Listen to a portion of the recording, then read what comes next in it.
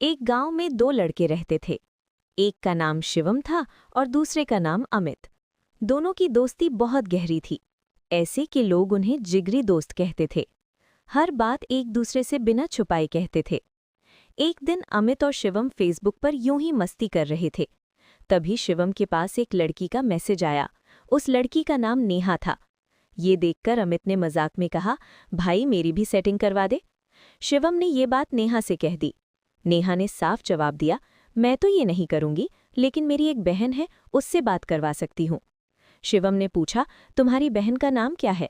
नेहा ने बताया, उसका नाम सोनी है। ये सुनकर शिवम बहुत खुश हुआ और उसने अमित से कहा कि उसकी बात सोनी से करवाई जाएगी। कुछ दिनों बाद नेहा ने अमित और सोनी की फेसबुक पर बात करवा दी।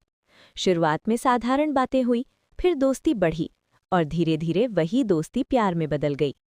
कई सालों तक अमित और सोनी फेसबुक, कॉल और मैसेज पर बात करते रहे। एक दूसरे के बिना दिन अधूरा लगने लगा था। उनकी दुनिया बस एक दूसरे तक सिमट गई थी। फिर एक दिन सोनी ने अमित से मिलने की इच्छा जताई। अमित मान गया और उससे मिलने हरियाणा गया।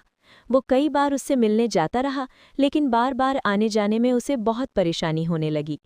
ये देखकर सोनी ने कहा, तुम नोएडा आ जाओ, यहाँ से पास भी रहेगा और परेशानी भी नहीं होगी। अमित ने उसकी बात मान ली और नोएडा आ गया।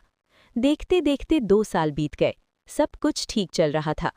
फिर एक दिन अमित ने कहा कि वो कुछ दिनों के लिए गांव जा रहा है। वो गांव गया और करीब 15 दिन वहीं रुक गया। इसी दौरान सोनी ने कहा, ठीक है, तुम अब गांव में ही रहो। बस यहीं से सब बदल गया। इस बात पर दोनों के बीच झगड़ा हो गया। असल वजह ये थी कि सोनी की जिंदगी में अब एक और लड़का आ चुका था, जो उससे रोज मिलने लगा था।